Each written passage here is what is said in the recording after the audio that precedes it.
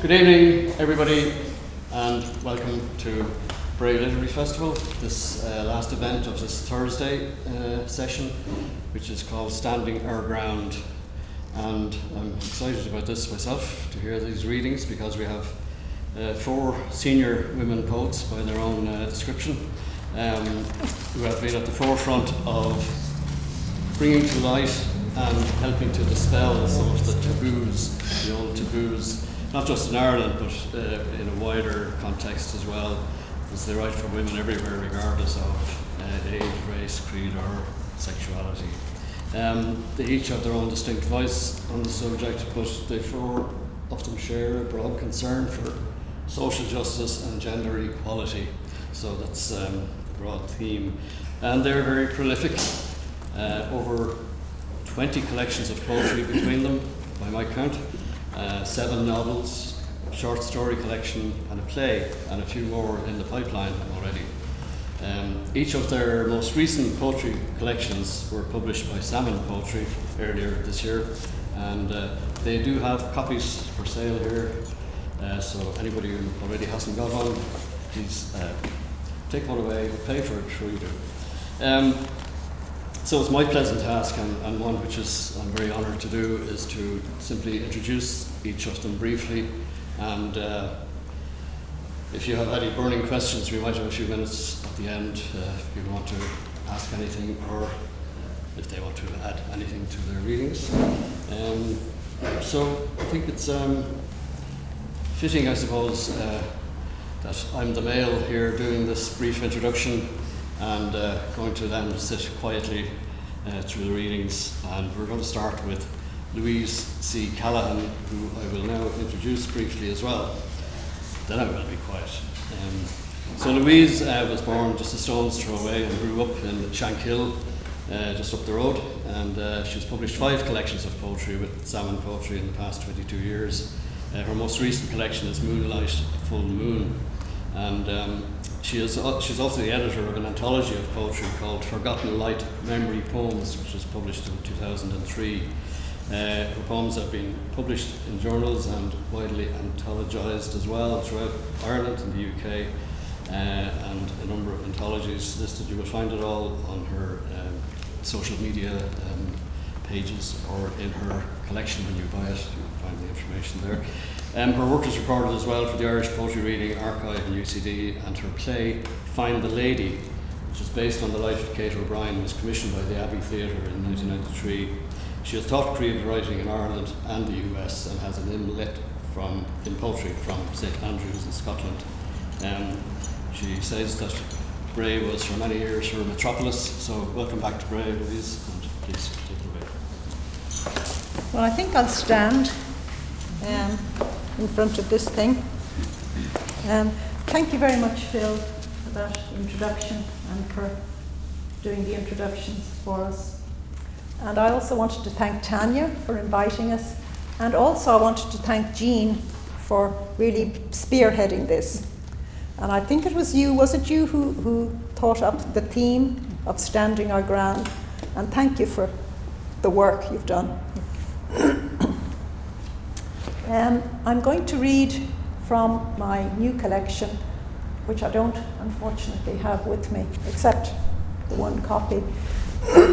I just moved house and all my books are boxed, but there are other ways of getting one if you desperately want one. And as Phil said, this was my stomping ground. Well, really, that's not the way to put it. It's more that I grew up in Shankill, and just a stone's throw from here, and went to school in Callaghan. And Bray was our metropolis. Bray was really exciting to go to Bray, go to Woolworths, go to the seafront. The Roxy Cinema was around in those days, so it was a glorious place. So I'm taking the Standing Our Ground theme really in that sense of this is my ground, my familiar ground. So the first 2 poems anyway have this area as their setting. The first poem is called Dismantling the Crib. It's not very seasonal, but it's divided into two parts. The first one is dismantling the crib in a metaphoric sense, from a child's point of view, and the second part is a very old nun in the convent up the way. Dismantling the crib. 1.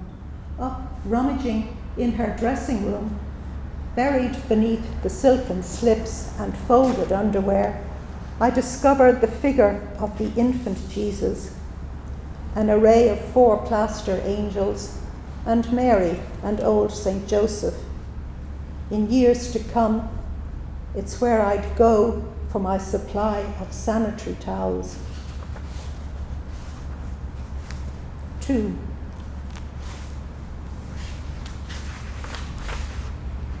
Up on the cold, unlit altar, the oldest nun of the community, her black habit and hand-knit mittens, is kneeling to divest the crib. The same day the wise men set out east for home, and we boarders return, Mother Frances once more boxes away the Holy Family. She wraps individually each papier-mâché sheep and each little lamb.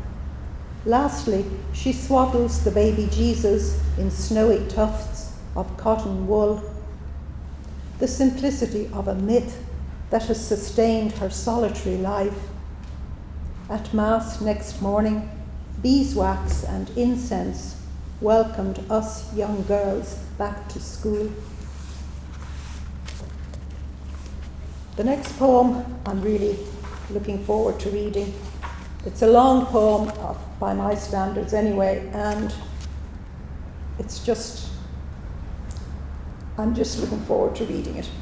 It's the same area of this part of the world, my standing ground, and it's a story of a little French girl who came to our school, our boarding school, September or maybe early October. She arrived a month late. And it's called The Diplomat's Daughter. And it's divided in 3. She arrived late, just as we'd settled into the boredom of a new school year. Already absorbed into Form 4 were the new day girls, wearing their too long uniform wool skirts. Mother Trinita appeared with her before break, interrupted history to present this little dark-haired girl at her black-garbed side. Michelle was dressed in a tartan kilt, which met navy knee-length socks and a sky-blue twin set, most enviably her moccasin slip-on shoes. Everything she wore fitted to perfection. When faced with us 12-year-olds, she wasn't shy at all. Break time, we vied to carry her across the muddy pitch on our sedan of interlocked hands and wrists. Our storybook princess happily played along. Later I learned this arrangement was to allow her father time with his new wife, untroubled, you'd imagine, by a clever, too pretty daughter. 2. Mother Woolston, a tiny, wrinkle-faced nun, the infirmarian, might be your first port of call if you are feeling unwell. A kind smile, a pat on the arm, solace enough for a homesick child. And maybe she sought out Mother Immaculata in the old building to apply for stamps or sanitary towels from her store in the windowless stockroom.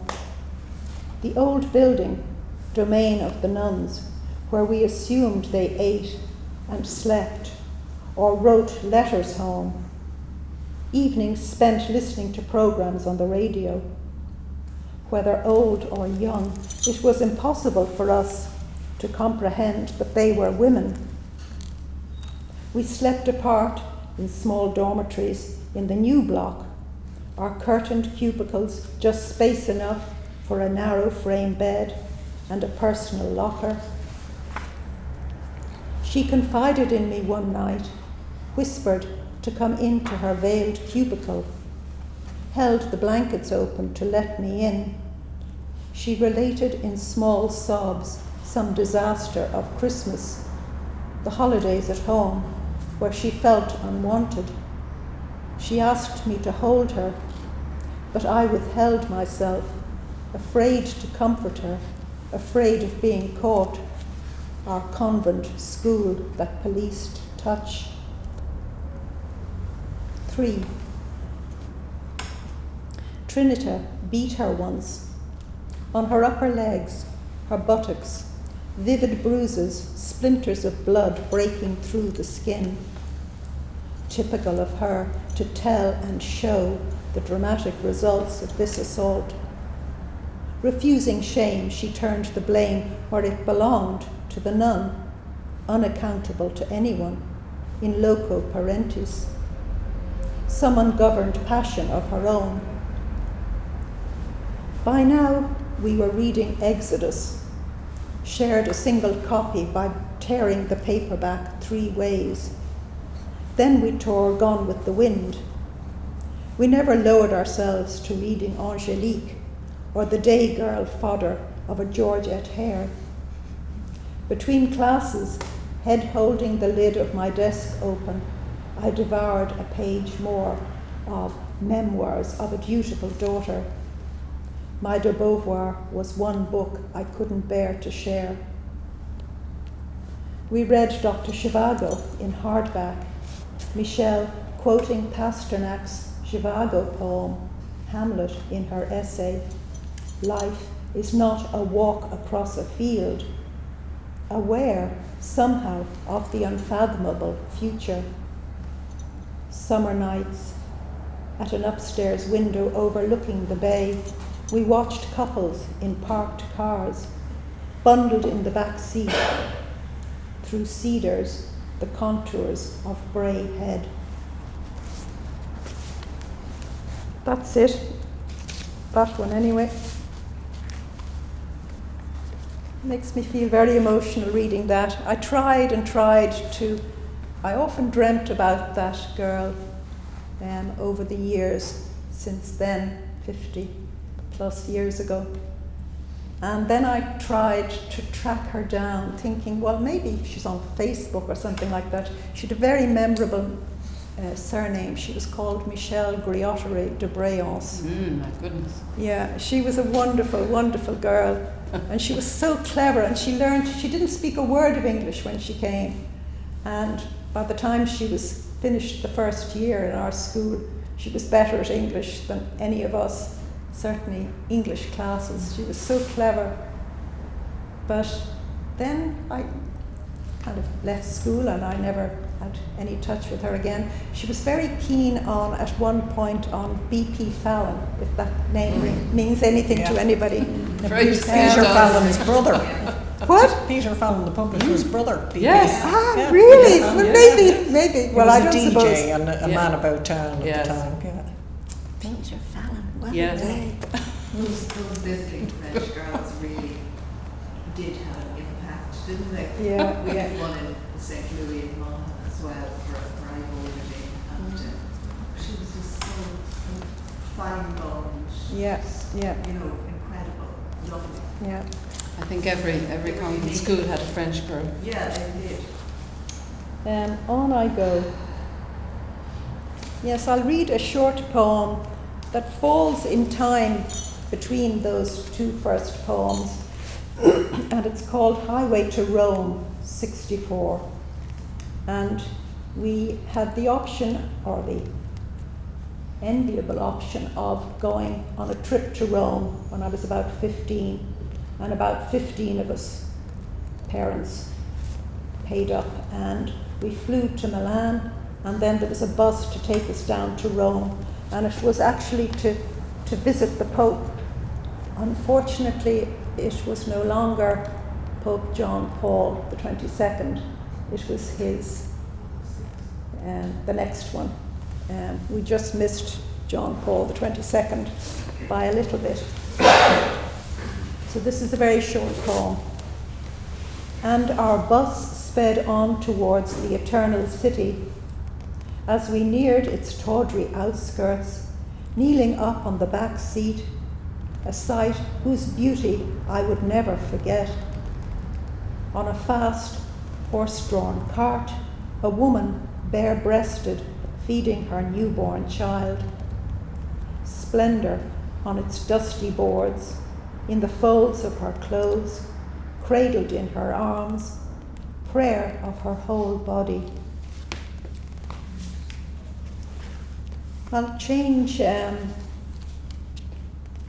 place and time and read a poem called Cartography and Music in Ishman. Inishmaan was mapped thoroughly and intimately by Tim Robinson. He was a cartographer. He died during the pandemic, but he mapped every field, every wall, named every inch of Inishmaan. And there's a beautiful image, the last word of the poem, a compass rose. A compass rose is that insignia on a map which orientates you, which indicates north, south, east and west. Cartography and music in Ishman. Eyes no longer as keen for detail, I hear the concertina, a polka, jig, some kind of reel. It fades and then flowers again. Somewhere up there on the hillside, between here and Kilkianana, depending on the breeze, the music reaches over to the old harbour pier, to us that have ears to hear. A donkey, an orange pony, each in its tiny rock-defined field, a one-horned bull, his harem of 3, and to the flock of speckled starlings lined like musical notation along the telegraph wires, for here there are no trees. And over towards Vilma Keneally's, where she's taking her ease on Zoom with her daughter. It's Gaika-like reed music. And to Dara Beg, who found the map of his whole life here, now his death, Samhain 2012, at rest in Relic Cemetery.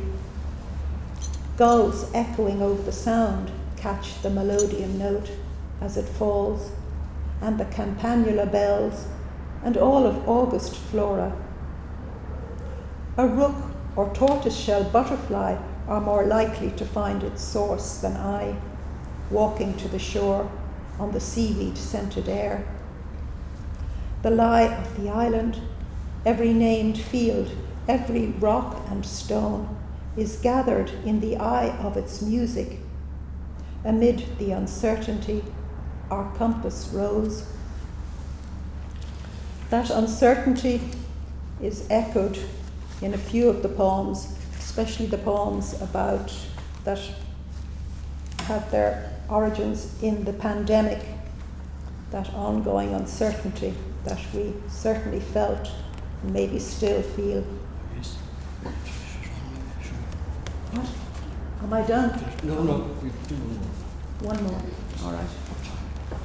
I think I'll read a poem which is in memory of Ivan Boland.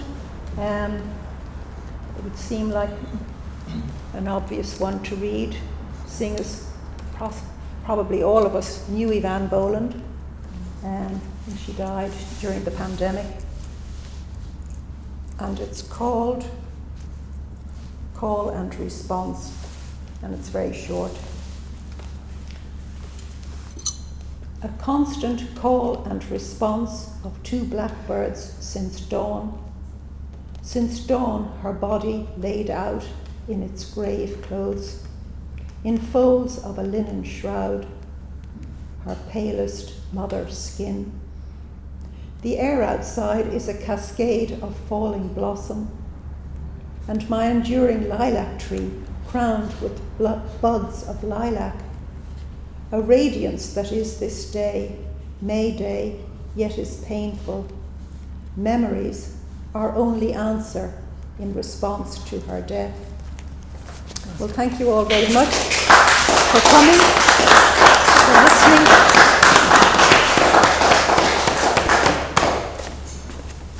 Thank you, Louise. It's lovely to hear some poems based around the local area as well. Our second reader is Mary Dorcey. Mary actually lives in Bray, so we're getting closer all the time. But she has lived in many places, England, USA, France, Japan, Italy, Spain, so well travelled. And also a critically acclaimed poet, novelist and short story writer. She was awarded the Rooney Prize for Literature for her first collection of stories, An Eyes from the Woodshed, and she's an elected member of Aosdána and a research associate at Trinity College. She's a lifelong activist for women's rights and, I believe, first Irish woman to advocate in speech and writing for LGBT rights. Her poetry and fiction is researched and taught internationally and subject of countless academic critiques and theses, and has been anthologized in more than 100 collections. She has taught creative writing in both TCD and UCD, and her own poetry is also taught in schools at O-level in Britain and on the Irish Junior Certificate.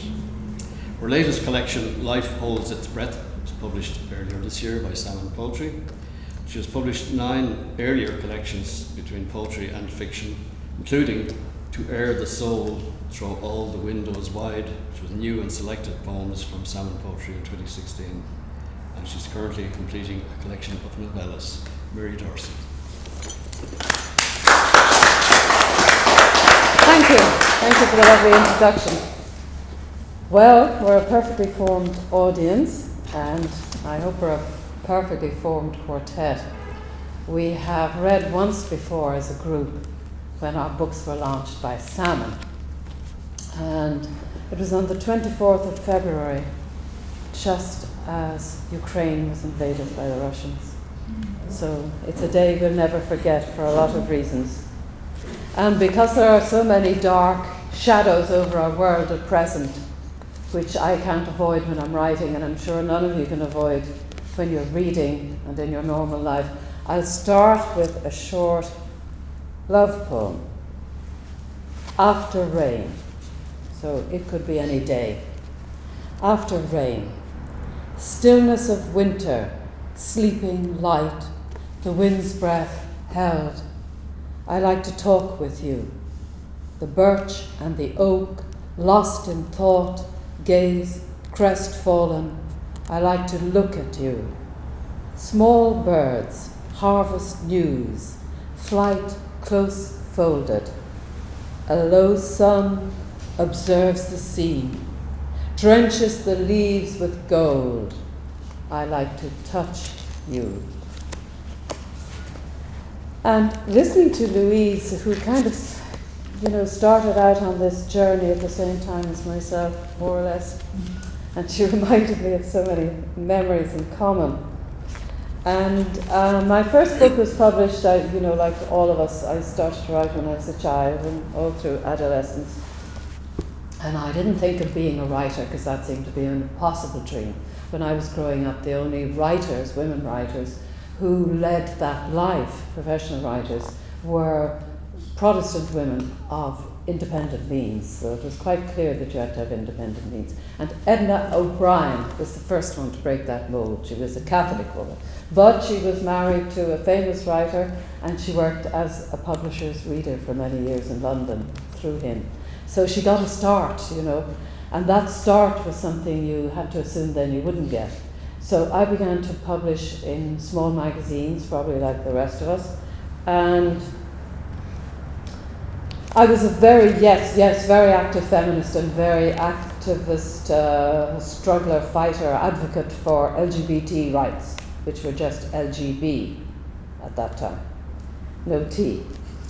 And this poem, Banshee, is one that was published in a feminist magazine and it celebrates really the wildness of that time and the fun of it, and just how reactionary Dublin was, because the rest of the country is bad enough, but Dublin, we were just a small gang. There would be maybe 20 of us at any time. And if we weren't out on the streets, there was a small gang of Sinn Féiners out on the streets, because during the years of the dirty protest.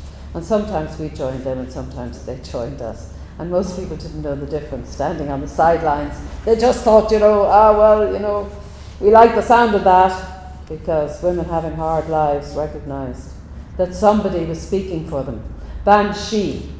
We marched through city streets, through the drunken sprawl of its comedy, the shame tight-nosed, its rank respectability, past the hissing pulpit, its heavy gang, the twists and turns of its psyche, in dank alleyways of history, the stench of church, of choir and confessional, along emptied quays, past canopied parliaments, Georgian gloaming, the last hurrah of aristocracy. We hunted the course of a river, still muttering of cute whores, passivity and exile, through fuming crowds or crippled statuary, faded gentility on nights of sulphur and daylight streams. We came at last, by deliberate surprise, 100 years late, all at once as one, out into the open, to radiant halls, lush pasture, racing waters, revelry, the half-remembered sky of dream, of love, of literary glory, and the first fine elation, passion uncensored. Full-throated we cried out defiance, banners lifted high to the lowering clouds, our voices higher in the rebels' amorous embrace. Pride flared as new, an old euphoria broke ground. Oh, sisters, don't you weep, don't you mourn. Our lamps torched the air and branded it. We are the women our mothers warned us about, our bodies, ourselves, our words. We were and must always be the women your mothers will talk about when they boast that once they watched light strealing on a Liffey bridge as we besieged the barred gate of history, and they stood against the calumnies of dusk and raised their voices to cheer our passage. So that's Banshee. I think I'll read another love poem. I love love poems, and I'm known for love poems. And because I'm gay most of the time, and I'm in a good mood, they're usually described as lesbian love poems, but they're actually love poems because the nature of love is so common. And when I was young, I was heterosexual, and then I became bisexual, and I had two wonderful men in my life, and one of them lives just down the road from here, and I'm still friends, and the other one was a lovely, charming Frenchman that I lived with and studied in Paris as a young woman. And then I drifted. Loss. Gone. Just one moment now while I find a suitable love poem.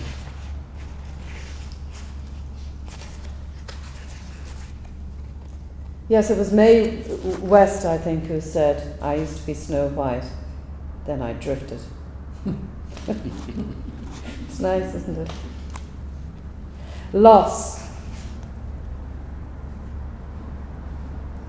Setting off once more the old track downhill, racing past the great oak, the boathouse, hastening towards the final curve of the path, my blood stirs. Be quiet, childish heart. Remember, everything passes, every branch breaks, and sure enough, this moment, turning the home bend of the road, only one dog comes ambling to greet me at the gate. It's coming close to my mother's anniversary, and I was talking to a good friend today whose sister died 6 years ago, and it's her anniversary, and I said I'd read a poem for her I wrote 2 poems for her sister, and I actually might find them too sad to read tonight. But her sister was a wonderful painter, and I knew her very well at Anna McCarrick. And when she was dying, she was very frightened of death. She was somebody who was absolutely full of life, bursting with life. And she just couldn't give in to death. She needed to die, but she couldn't give in. She kept fighting. And I wrote her a poem, not this poem. I might read it later. But I thought I'd read this for my mother, trying on for size. This has become very well known over the years.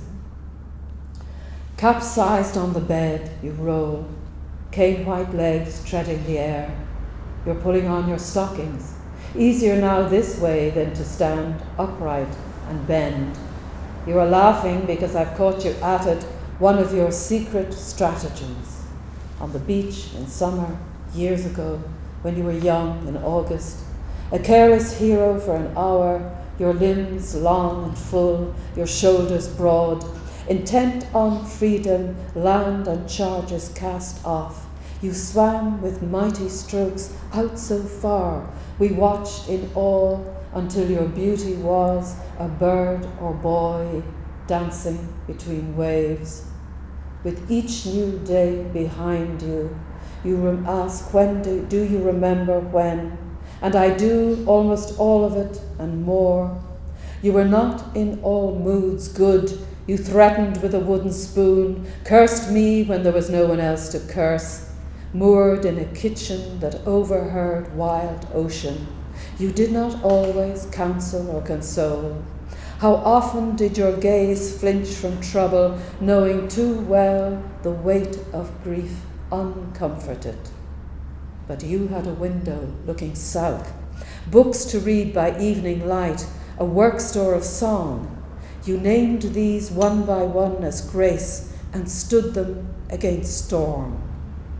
Going down the stairs in present days, our shoes fitted to your contrary infant gait. I want to pick you up and carry you or launch you down the banister as you did me in this house where we played, making up childhood together. But time has run out or arrived. Now you must take every step first across this passage. We daughters follow after, each one moving into the space cleared by our mothers. And with what fine nerve, what unthanked poise, you confront this last world you will discover before me. I catch your shy, jaunty smile at the mirror. See, you say, what do you think? As if death were a foolish, extravagant hat you were trying on for size. I remember that gesture exactly. She had been in hospital. It was the first time we'd ever seen her ill. She had a hysterectomy and she was really in a bad way when she came home. And she was sitting in front of the mirror one day, she always combed her hair. She was very vain, we used to call her, but she said, I'd just like to not to frighten the horses, Mary. And she'd be doing her hair before she went out. And that came to me then, that she was actually, I saw her gazing in a new way at herself, and I thought, she's trying it on for size. She's realising what's ahead. Now, I grew up very near here too, and I have similar stories about Bray. I grew up in Dorcey, and when I say Dorcey, right opposite Collymore Harbour, with the waves breaking over our very old windy house. And when I say Dorcey, people always imagine that, it's a silver spoon. But my father, there were 5 of us, I was the youngest, and my father died when I was 7. So we had a difficult time, and my mother was tremendously brave and quite heroic, really, keeping everything together. And she always liked to sing. My father read us a lot of poetry and read us the classics, but my mother loved to sing. And I think my ear was formed by all those beautiful, heartbreaking Irish songs. So probably my love of heartbreak too. This one is in my new book, The Forgotten Gift, and it explores that feeling we have when we know, an intimation that something very important is coming into our life. We don't know what it is, but we feel that this is going to be important. And various little signifiers. It can be a sound, it can be a sight, and you don't know why it's arrested your attention, but it does. And it's only afterwards, sometimes months later, we discover its meaning, the forgotten gift. Is this how we recognize it? Is it the nature and definition of the thing, arriving without preamble, unannounced, the setting unfamiliar, the last place we might have thought to seek? At others, is it the timing that takes us unawares, the aghast, sheer blue of it, a lightning bolt rending a nighttime sea? In another element we might find it, the first blue torn from a branch in April's storm. Lifting it from our path, we inhale the variegated scent. Had we forgotten this perfection, the colours brilliantly mismatched, the skins voluptuous satin, vulnerable as if it were the original of the species just made? Or in a different season, could it arrive as music, unattended, its enchantment escaping from behind a bolted door, a forgotten chapel, a city street? We stand struck still, compelled to listen. We cannot name the piece, but it recovers us, each plangent motion of the bow, unbidden, tempers blood and memory, as if the earth itself might give voice to joy, might orchestrate its sorrows.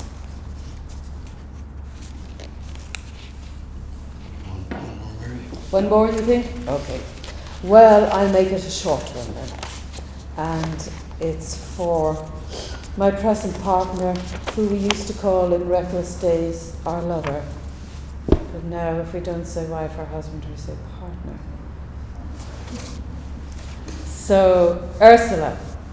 And it was written on the Queen's death, not about the Queen, but because a wonderful acrostic poem was published by the English Poet Laureate to celebrate Queen Elizabeth. And I was reading it, actually walking along the road. I had the newspaper in my hand, and I thought, oh, I'd love to do an acrostic again. It's years since I've done that. I'd have to find a difficult name. And into my head immediately I thought, I wonder could I do one for Ursula? So I began it then, and I thought, what'll it be? So this is for Ursula. Usually, I like evenings best, soft, drowsy, and you in them, rather than the brittle light, the hassle and hurry of morning. Summer, when the grass is warm and yellowed, we pair, unattended by fret or labour, calm as the birds or sheep, languishing in meadow and forest, our eyes like theirs, content, and proud as if we too owned the world and all its seasons. Thank you.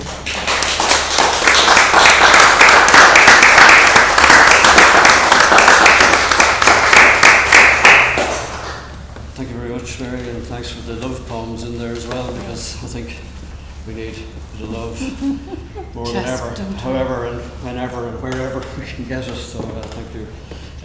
Our penultimate reader now is Sue Hubbard, and we've come from Shankill to Bray, but Sue has come a lot further to us today, and thanks very much for travelling from the UK.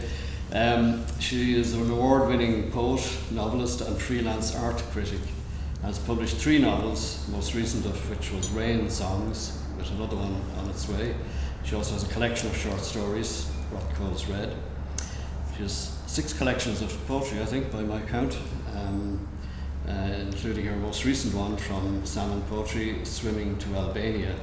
And I heard Sue say on a podcast that the Albania in question is a sort of a mythical place, a place of longing that one hopes to get to, but probably never will.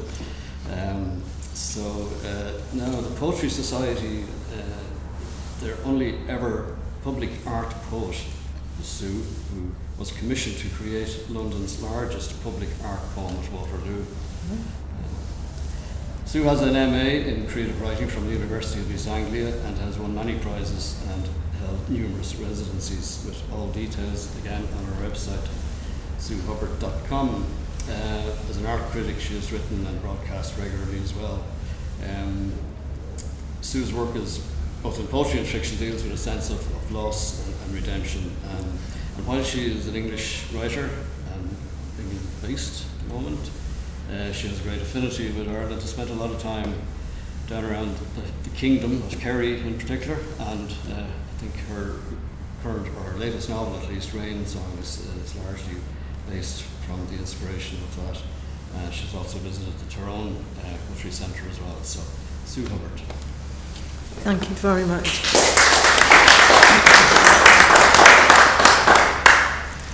Well, standing our ground, I feel a bit of an imposter in a way, because Ireland's not my ground, but in some ways it's my adopted ground. I've been coming maybe for about 15 years through my great friend, the painter Hugh O'Donoghue, who brought me to Ireland, and I've kept coming ever since, and it's provided me, I suppose, with a ground to write upon. A novel, a set of poems in my last collection, and some of the poems here. I write about loss and memory and a sense of place, and I suppose in that matrix, in a more sort of psychoanalytic way, there is a sense of trying to find a stability and a ground that's not permanently shifting. I write a lot, as I say, about memory, and I'm going to start with this collection covers the loss of both my parents. I won't be able to read anything unless I can get my glasses on. So the first poem I'm going to read is called Lost in Space. And before that, I just want to start with a little quote from your great Irish poet Yeats, of what is past, or passing, or to come. Lost in space. There are galaxies inside me, interstellar stars and dust. I am full of dark matter, quarks, and spirals of deep love that cannot be seen with the naked eye. Lives that might have been different under other alignments. Somewhere amid black holes and the absorption of light, beyond the massive Milky Way, there's a distant room, the walls covered with faded flowers, a meadow of flecked sunlight, where a child lies beneath a bleached quilt in a narrow bed, dreaming of a boat with a single blue sail, a boat that will take her home. So perhaps if ground means anything to me, it's that endless sense of journey and the looking for home, whatever that might mean. This is a poem to my mother. As I say, this collection, both my parents died while I was writing it. And she was called June, and she was born in June and she died in June. It's perfect circularity, I suppose. You stand in the scuffed box brownie square, pretty and slim in your summer shorts, your heady Lamar hair, in front of a stage-left parasol somewhere on the Côte d'Azur, between your two young daughters, like the border guard between rival nations, all of us squinting in the unfamiliar sun. The past is another country, one I barely remember as I search our eyes to understand the real story. I forget what was going on in front of us. A man waving to his wife from the sea, a barefoot boy in a sombrero selling sugared almonds on the beach, children in a pedalo laughing.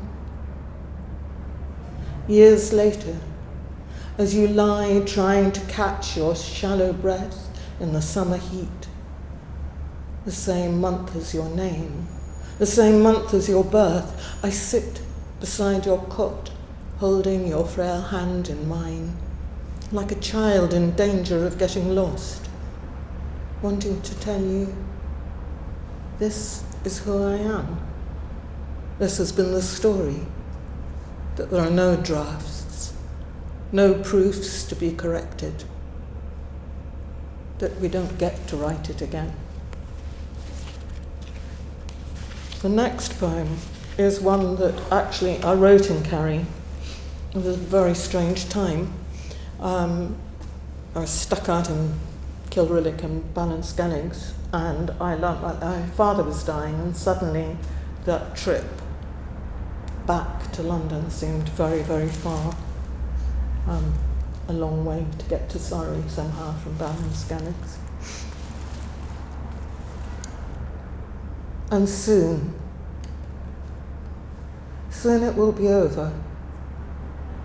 The voyage's end coming into sight like a bright spit of unmapped land as the old yawl turns slowly back into harbour with its arbour of rusty fish sheds shrouded in late evening fog. The saffron light of portholes already dimmed, the tattered sails lowered, halyards and spinnakers stilled and trimmed, furled jibs lashed against the mast. A sea away, I wait on this Atlantic headland where icy galaxies keep me company in the dark, and a dog fox barks in a high, wet field, while in those far-off Surrey hills you falter and wane. So I wish my childhood songs had not been mined in dust and pain, those black diamonds of hurt and absence. And now, and all that's unspoken is cinders on my tongue, I want to call out, Daddy, oh my daddy, I've been here along, all along, waiting across this cold, violet sea.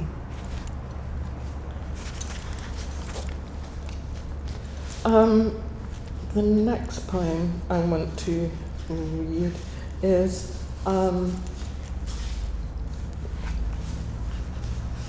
I suppose this is also the journey, is about implicitly the journey of getting older, of aging. And this is quite a tough poem, perhaps, and I wanted to write a tough poem. And it's called Face, and it's all in lowercase. I don't know why that matters, but it is. Who is that young woman over there, half hidden behind a mask? Bubbles of saliva coating her dry lips, little hairs sprouting from her chin, thinking she's still the person she's meant to be. Why is she stitching her skin into neat pleats and pouches to tuck discreetly behind her ears so no one can see her thin mouth sutured with fear? The smell of age on her like the stinking breath of a dog, the pelt between her crotch going bald. Disgusting. Who would want to touch something so dirty, so broken, puddle their fingers in those dried up holes, that patch of psoriasis? Better turn a blind eye. Tell her to take off that ridiculous disguise. It's a silly game anyway, embarrassing. Pull back the curtain, wipe up the spilt pee, show some decorum, some consideration. That's quite enough now. This next poem is very different, I suppose. This was actually written in Anna McCarrick, and it's called Lake. I actually did swim in the lake, and I'm sure lots of you know it, and it's bloody freezing.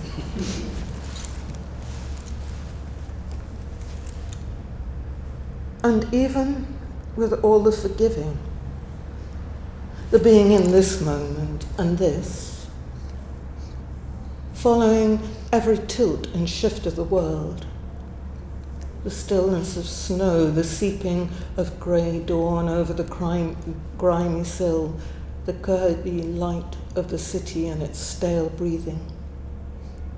It's then I think of that dark lake, the trees leaning out over its black mirrored skin, fringed with purple loosestrife that grows along the edge of slow-moving water, the bulrushes reflected in its anthracite depths, and imagine diving down and down into that icy water through duckweed and pools of green algae, watermeal and water hyacinths, milfoil and hydrilla, to be caught in tendrils of curly leaf pondweed, then on, deeper still, past clasping leaf pondweed with its thin and delicate oval-shaped leaves that are wide and wavy, coontail that lacks any true roots, and the naiad and sago pondweed, to where light ceases,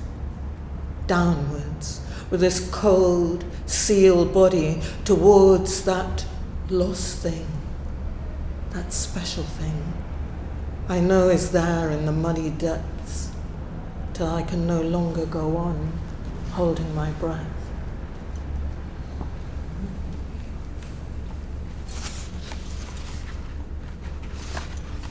It helps if you don't lose a little bit of paper. So just a couple more. This one I feel that I ought to read really, because I was commissioned to write it, but it's the same as Heaney, so it's appropriate.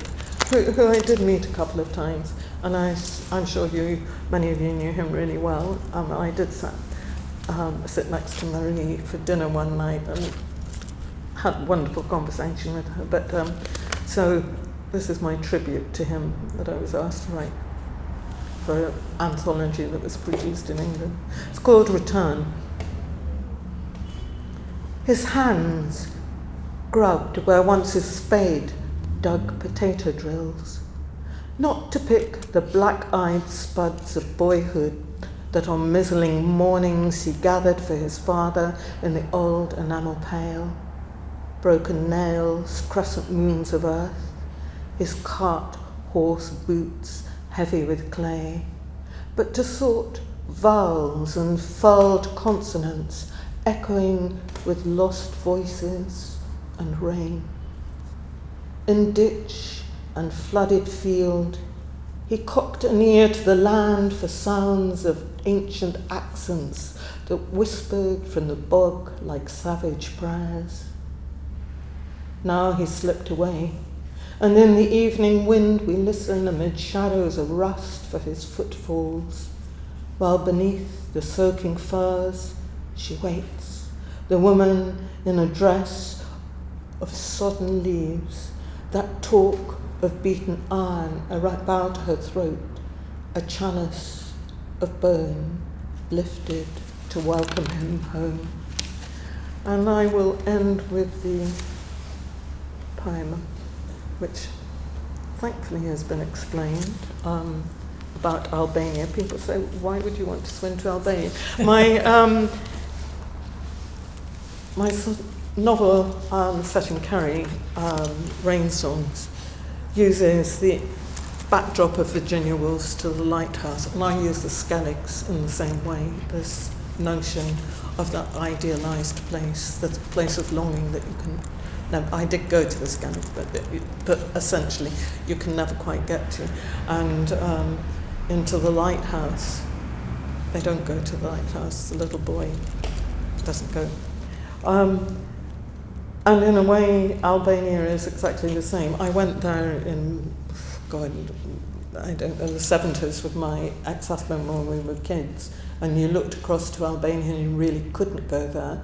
And I went back some years ago and was looking at it and remembered that. You can see it across the water from Corfu. So anyway, it is this mythical place of longing. Swimming to Albania. At night, the solitary moon swims outside my window, phosphorescence spangling her milky skin. Though she rides and surfs the waves, carefree as a dolphin, her body remembers how once blind night hauled her into its secret bed, feeling beneath her seaweed camisole with its tongue of shadows. But for now, she must swim alone, disorientated beneath the cloudless sky, while love points its long bone finger towards the mountains of Albania.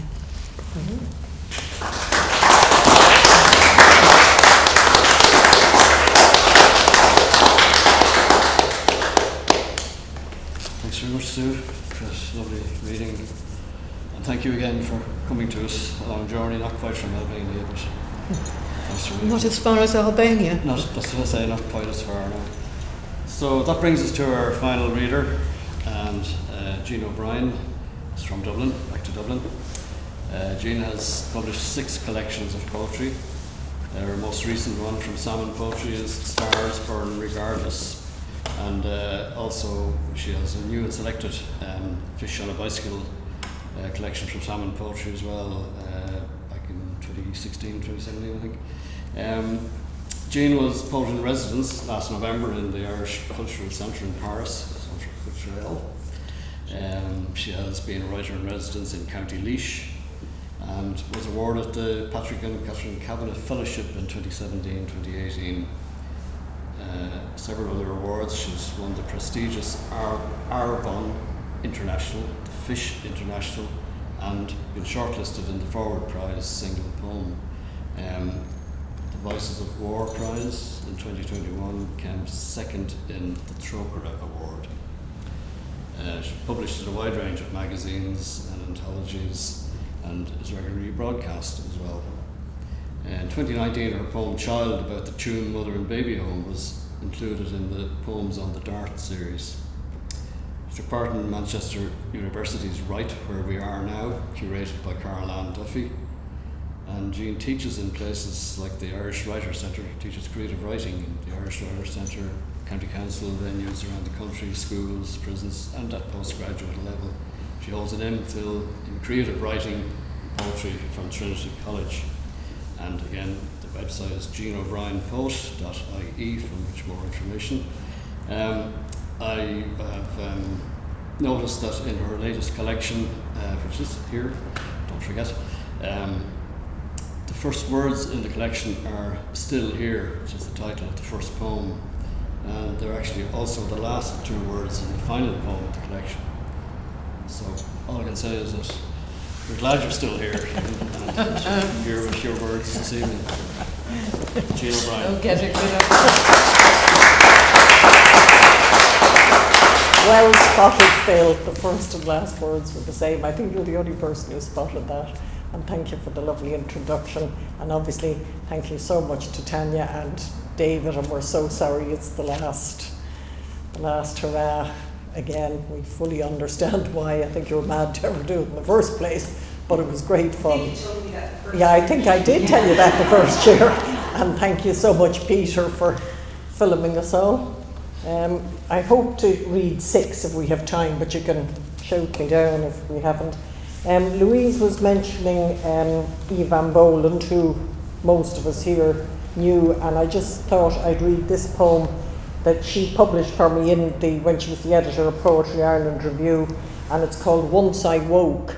And it's kind of about being in Australia or any other place and coming from a tiny little island to a very big island. And at the time I wrote this poem, I was a single mother in Ireland in the early 80s, and it was quite an inhospitable place for that kind of thing.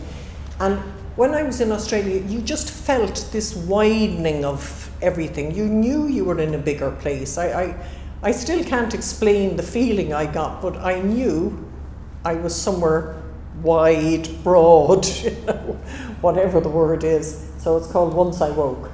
And there's a quote by Derek Mahon in the beginning of it is, "Even now there are places where a thought might grow." In bed on the other side of the world, to a waterfall of light, as sleep cleared from my eyes, I recognised a sheer wall of net curtains transformed by sunlight.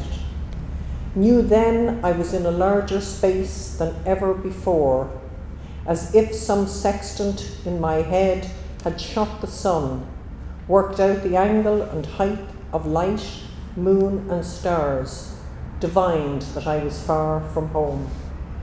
I tumbled from bed, steadied myself, stood upright in this new, upended world. I checked to see if the water in the basin curled Coriolis clockwise, a myth of water. Water memory can hold for hours and then swirl away wither shins as you try to determine drain spin and trace Earth's rotations and wonder if you had ingested devil's berries or psilocybin.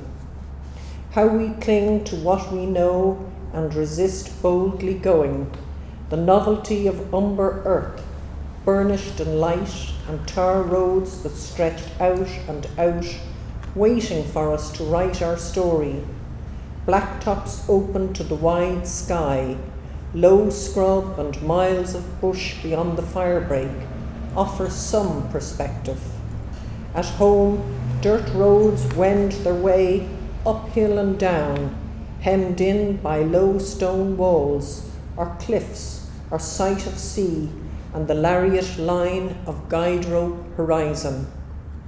This is a place where a thought might grow, though racked by drought, with the northern hemisphere reduced to a mere echo.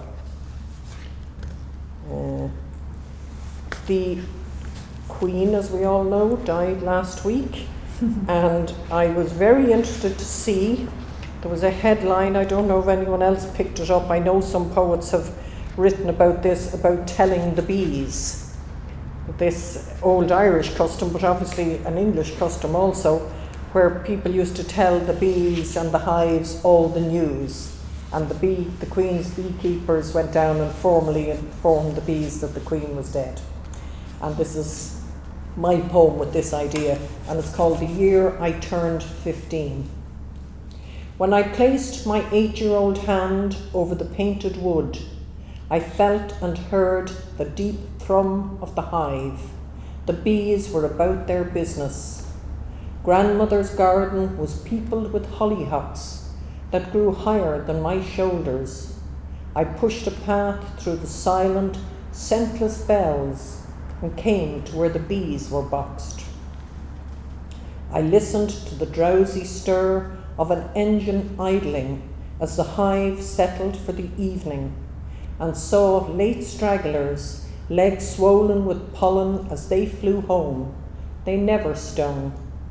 She would tell me to go in as the blue sky turned navy, while she talked to the bees, telling them her news, counting off on her fingers who had died, who had been born, about her troubled daughter, and whose harvest was lost. Grandmother died the year I turned 15. She was old and ill, no longer running her fingers in a trill over piano keys, no longer attending the hive. That year I shot up past the hollyhocks. That same summer, a handful of pills killed my mother, and I started telling the bees. Oh, that's that one. Sorry. Now, I'm not going to be able to come up with the woman's name or how it's pronounced, that poor woman who was murdered in Iran for wearing her scarf the wrong way around. Mishad, it's something like that. I've tried to pronounce it, but I can't. This poem, I thought I'd sort of read in her honour, if that's the word, and the honour of all the young men and women who are out on the streets for the last 2 weeks and getting murdered for their troubles. And this poem is called Shadow Doll's Sister, and it's sort of written about kind of oppression of women.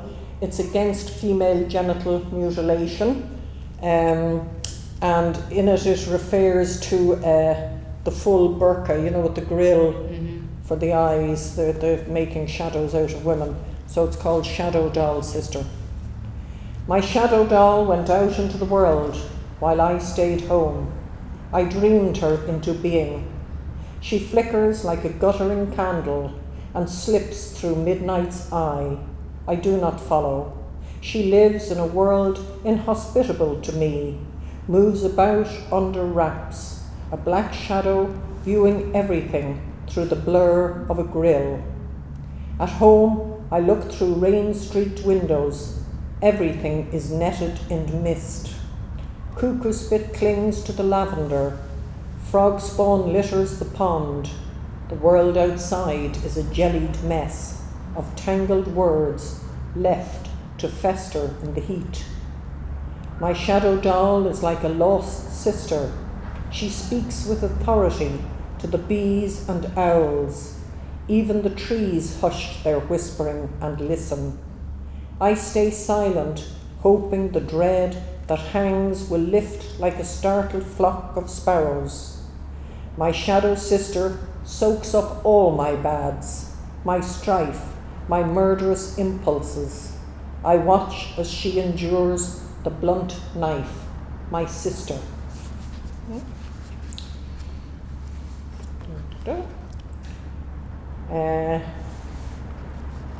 Phil kindly mentioned that I had a poem on the Dart about 2 years ago, I think it is now. I wrote 2 poems about the Tuam Mother and Babies Home. This isn't the one that was on the Dart, this is the other one, and it's called Broken Syntax. And I was very, very honoured. It was first read out on Sunday Miscellany, and Catherine Corliss contacted me, which was very nice, and said she loved the poem. And Broken Syntax, and I wrote it because the Tuam Mother and Babies, there was 800 and something plus of those babies found, and as you all know, Catherine Corliss, the amateur historian, went to the trouble and her own money of recording every one of those names and deaths. And it's such a huge thing to try and write about. I dedicated it to a child who was born on the same day that I was, or the same year anyway that I was born, because any of us could have been those children. And it's for Josephine Staunton, who died in 1952 at 2 days old in the Tuam Mother and Baby Home. I knew breath and air, and for a brief spell, the smell of sunshine on my mother's hair. Knew her lips where she kissed my fontanelle, my bone diamond. When the syntax broke, the language of me fractured. I was wordless, airless, buried with hundreds of others, small, broken birds, little bastards. Blue of sky fixed in my eyes when my moon and sun went from me. I am here amongst the sticks and stones, swaddled in dirty words that did hurt me.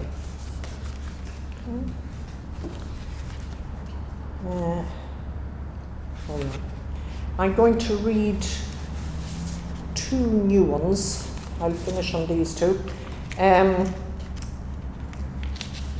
As anyone who has lost a parent early when they're young, as I say, my mother, who had a lot of mental illness problems, killed herself the year I turned 15. And you often wonder what they would have been like as an old person, you know, or if it's a father or a mother, what they would have looked like. And then it dawned on me from something an uncle of mine said, that I just have to look in the mirror and then I have an idea. So I just wrote this poem on this idea, just a breath away. See the mirror gradually empty, unsparing in its view. The reflected face once full-cheeked and freckled, snub-nosed and generous-lipped.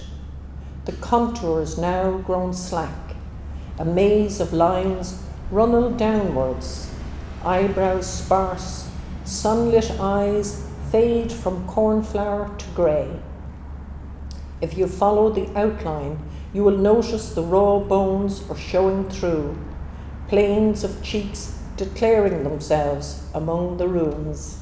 And finally, 50 years after I last saw it, just a breath away, it reappears like a lost domain. My mother's fragile face is shadowing me.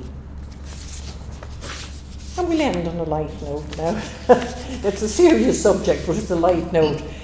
Both my husband and myself had a few fairly serious, his more serious than mine, health problems in the last couple of years during COVID. He had full open heart surgery, and I say that because people say, oh, did he get a stent? No, he didn't. He got his heart taken out, put on a table, his veins stripped, all put back in together again, the full Monty, and he's like a new man. He really is. He sprang back. He's now cycling up to 30 miles on a weekend with Mary's husband, and not a bother on him. He had this fabulous surgeon, a woman called Sarah Early, who's a cardiothoracic surgeon. Do it early. Early, do it early, exactly. And he was absolutely madly in love with this woman. She's a fabulous looking woman as well as being a bloody good thoracic surgeon. And he said she had a great personality as well. When I went in to get my surgery, my chap told me it would be done by a feckin' robot. I thought, wait now. You get her and I get a robot, you know. And then he says to me, will I be working the robot? And I thought, yeah. Anyway, it's called The Other Woman. It hasn't been published yet, but it's about to be in whatever Anne-Marie Callaghan is doing. Is she Stony Thursday or something? She's taken it, so don't tell her I was reading it out before it came out. Another woman put her hands on my husband's heart, boned him like a spatchcock chicken, cutting his sternum, spreading his rib cage. First, she sliced through his flesh, ripping him asunder, revealing snarls of veins, arteries, silted with plaques, the precarious surge and thrum of blood, the heart's deep need. Under the cage of exposed rib bones, it flickered fickle, a tidal push and tug. She embraced the guttering quiver, slowed it down, drowned out its blood imperative, burrowed her healing fingers deep inside, a seamstress cutting and snipping on the bias, ripping the caul of damaged arteries held there in a bubble of light.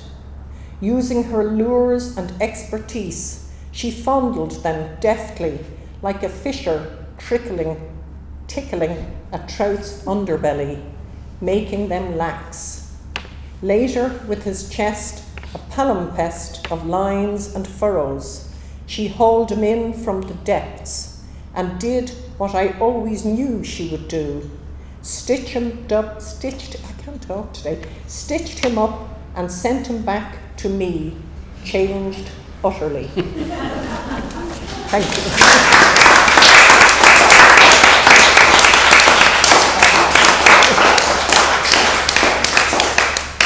Thanks very much, Jane. Lovely tour of your poems there. Nice words all. And my only disappointment is I thought after Sue reading about swimming in the lake in Anna McCarrick we might have got skinny dipping. But, no, I was going to read it and then I said I wouldn't. Thank you very much, and thank you to all for. I know we're over time, but I think we have the keys, so we're okay. If anybody has a question or comment or wants to put to anyone or all of our readers, now is the time.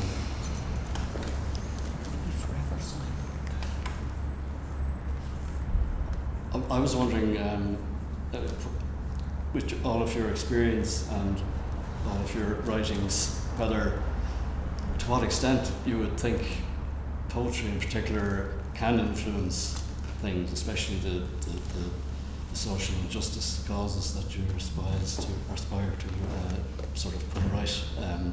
Whether does it kind of, we all wonder this about poetry, does it have any effect at all? Make anything happen is, Or does Ordnance, it, is it Ordon? yeah, it doesn't make anything. does it facilitate, does it prompt other people to take action, does it help, is it part of a greater movement, if you like? Well, I suppose in countries like Russia, it certainly does. They're Yes. always busy putting them in prison and Yeah. banning them and things like that. We don't have it so difficult in Ireland.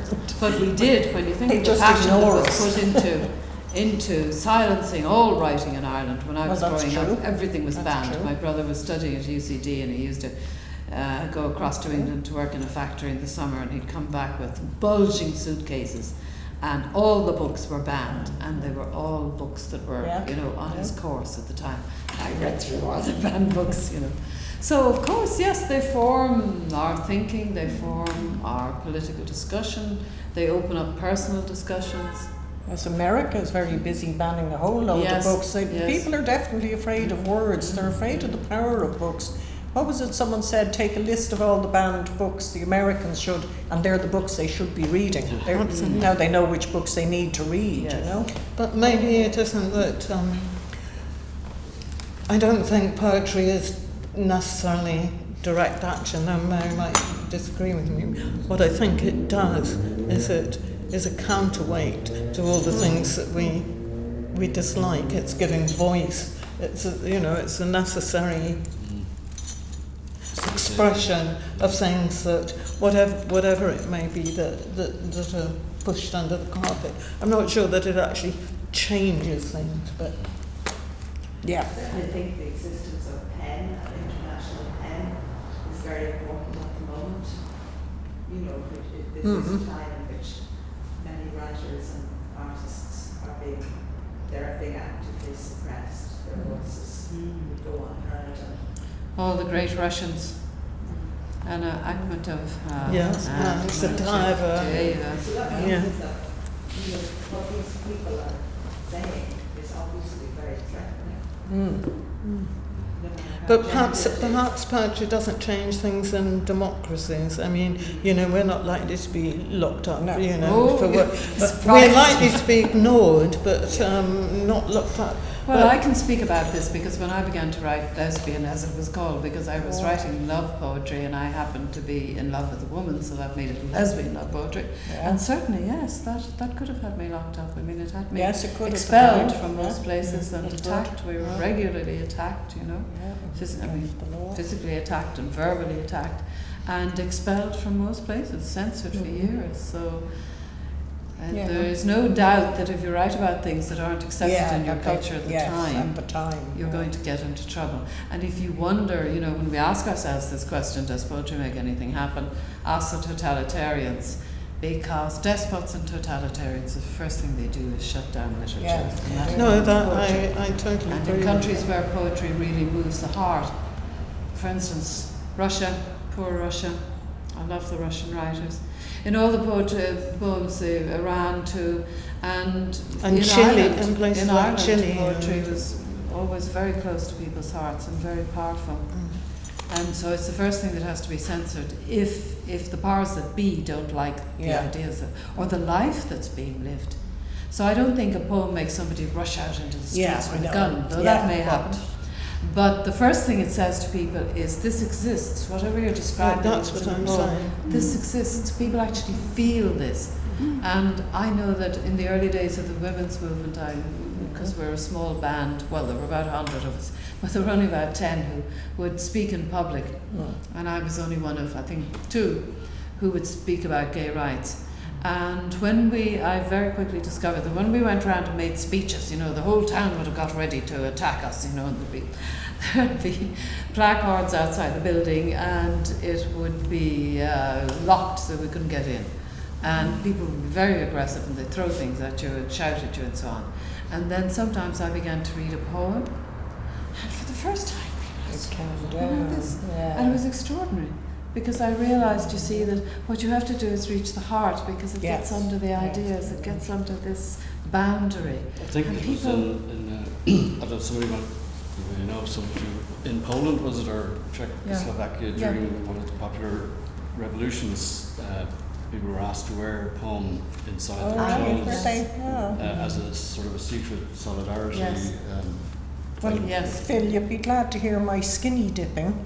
Last year I was rang Are we going to up the and this woman asked me if this amateur dramatic place, they wanted to sort of do a play about it.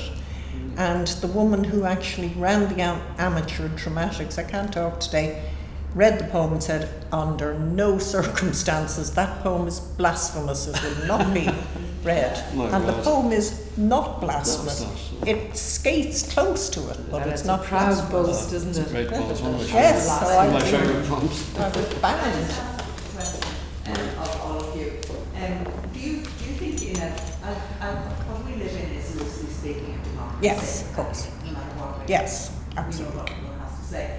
Do you think that there is that artists, not necessarily just writers, all kinds of artists, do you think that there may be too much pleasing of the status quo Probably. in a democratic culture? I just wonder. I'd just like to throw it out. Do you have any views on that? Well, from a perspective Like, of I mean, across. from the perspective of writing to an agenda. No, but right, what sorry. I was going to say is the perspective across that bit of water to here. I'm always well aware that, you know, when I'm with Irish writers, of the, I mean, you only have to read Irish writers, of the repression of the church and state. I think that if you're an English writer or British writer, that actually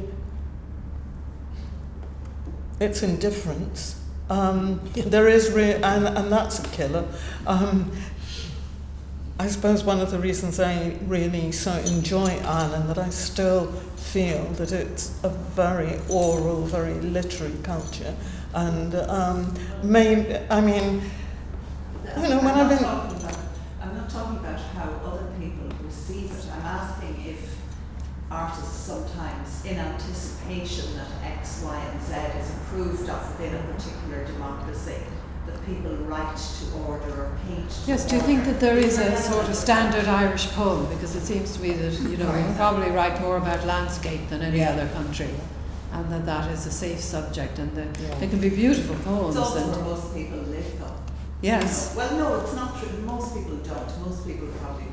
Well, we get an awful lot of state There is a lot money. of urban poetry. There's a lot of state money in the arts, Mary, so there's a lot of state money in the arts, Because and it's that everything we're always is known going for to when skew we it travel, slightly. you know. Yeah. You see, Well, Bono and nobody Chelsea. would write pastoral poems in England now. The pleasing, I mean, it's so interesting, you know, this same language, this tiny space, Yeah. different. That I suppose if you pick up something like Poetry Review, that it will all be postmodern poems, quirky postmodern poem, ethnic poetry. Now that is the standard pleasing now, that is the new pleasing. And I suppose it's inevitable, to answer your question. I suppose a certain amount of it is inevitable, isn't it? Because people have to live. Yeah. And they do And it. they want Some to get people will do it published. consciously, and other people will. well, Because- in England there's no funding for poetry, so it's not about earning, but it Okay. is about getting published. Yes, and yes. and with the whole thing, I mean, has become looking for a certain sort of quirky Yeah. poem. So, I mean, if you wrote even, you know, a Seamus Heaney pastoral poem or Joe Manley Hopkins pastoral poem, you wouldn't get it published because nobody is interested in pastoral poetry. It's got to be quirky, you know, when Genghis Khan and, you know, Tesco's sort of thing, you know. Would it be, I hope I'm not keeping everybody here. Would it be fair though to also argue, Sue, that, what did I want to say? That this question, you know, that say when all of us here are of a certain age, as far as I can see. Okay. Speak for yourself. Say about 40, 30 years ago, the poetry we might have been writing might have been rubbing. Yeah. Well, might have been, you know, there may have been older writers saying, oh, Yeah. well, I won't get into that journal now because I'm not writing my, you know, I don't write. No, that I kind don't. of poem." I don't think Maybe so. not you That- personally, but I don't think so. I think it's more complicated than that. I mean, I write about the visual arts, and that's much more sort of edgy in the UK. It's like, it does feel different here, but it's like that. It's sort of trying to run and catch up and be hip and fashionable. That's what it feels like, as opposed to authentic. Of course, but Sorry? That's my instinct as Yes. well. Like, what I suppose I agree with what you're saying, but then I think, is it a generational No, I don't thing? think Do we it. need to take I a don't step think. back? I don't, because there've been plenty of you know poets of different generations. Philip Larkin wrote sort of poems that offended people. I think it's a much bigger discussion about authenticity, and I think there's a lack of authenticity. That's what it's really about. That's what it seems. Okay. Looking forward to new, younger, black, Indian, Chinese, They're Hungarian, coming. Ukrainian, Nigerian poets who are going to strip us and tell us what a bloody crowd hypocrites. They're coming. Well, they do, yeah. We have there's an event here on Saturday morning of Voices from Afar, which will have 3 poets. Oh, yeah, Nitty Casa, I think Nitty is one of them, yeah. Solitol, and another name that I can't pronounce, who is from Galicia, who I've never met. I don't know. Are But there it any should be interesting. programmes? There are some. Should you have one? All right, Did you great, get great. an envelope I'll from pick Tanya one up that you before can- I leave. Yeah. Okay. Right. Well, so just to I think take we- your point, I think that a lot of, I can't speak for here, but certainly in London, that a lot of young poets coming from ethnic backgrounds are bringing a freshness to poetry that perhaps, got a bit up its own fundament, as it were. I can say there's a lot of ethnic poets operating around the place, as there have been spoken word artists for the last decade and more. A lot of it is beneath the surface, but it's there and it's very vibrant and it's there to be found. It doesn't get much publicity, but it's try a few basement bars. Well, it's bound to be enlivening when people start writing in a new language, especially in a new country, as we did when we all piled into England and America. But I think it's wrong to suggest that people from other countries don't like Irish poetry, because I know that to be quite untrue. It's generally, not all of it, of course, everybody has their favourites, but writers from other countries like Irish poetry. No, I'm not suggesting they don't like Irish poetry. All right, I'm talking what okay. they say about Irish society. Oh, yes, well. Okay, I think we better get way over time. So, thank you very much to the readers.